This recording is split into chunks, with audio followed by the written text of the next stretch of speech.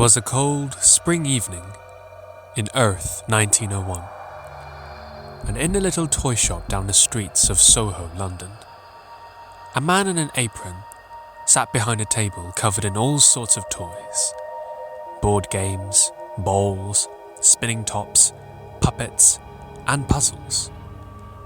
He drummed his fingers on the counter as he stared excitingly at the door, as if he is waiting for someone.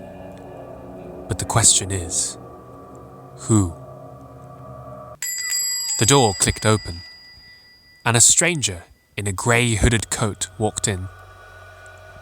Whoever was wearing that coat had an imposing stance.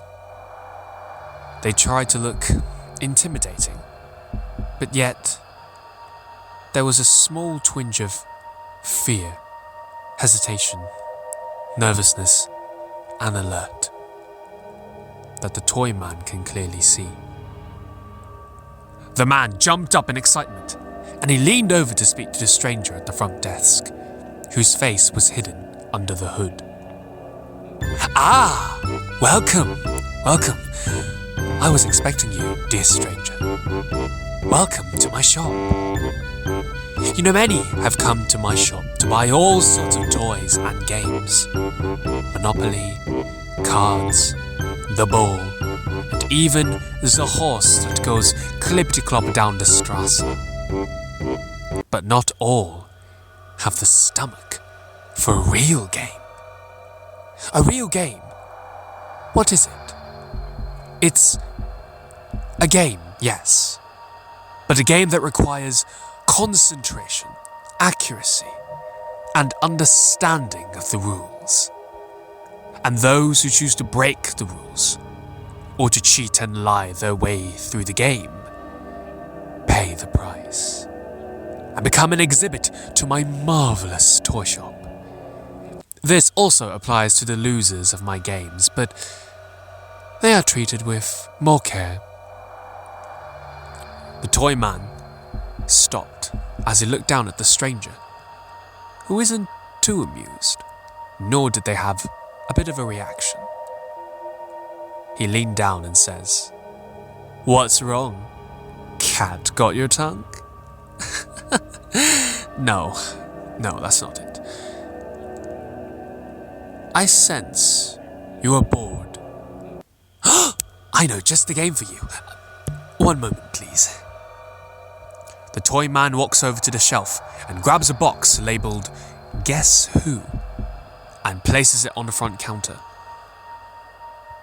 "Maybe this can help you out of your boredom. This game is for you, I believe. But oh my, it is rather too small.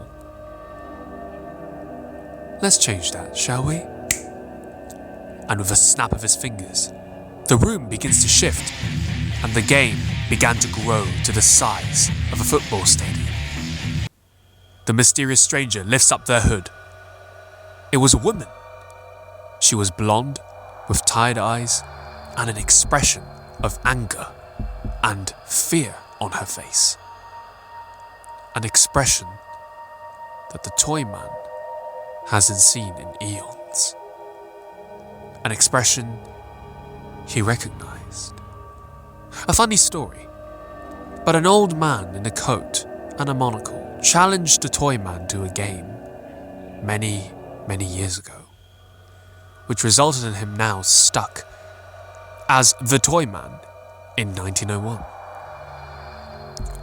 And the woman in front of him, she had the same expression as the old man had.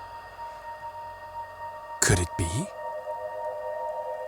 The woman then shouted over to him, "I don't know what you think you're playing at, mate, but this is going to be over soon enough. You can't win, Toymaker." The Toymaker began to laugh. "Oh, my dear doctor, I was wondering when you'd show up. But why quit now when the game has just begun? Well, you can't run anyway.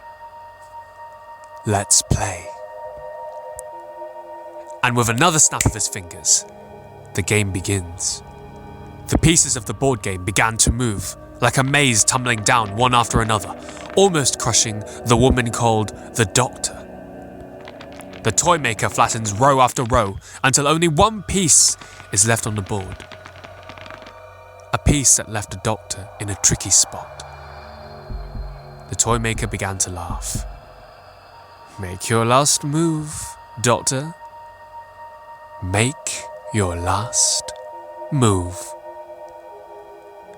The Doctor makes a decision, and she calls out, hoping that the number on her card is correct. But sadly for them,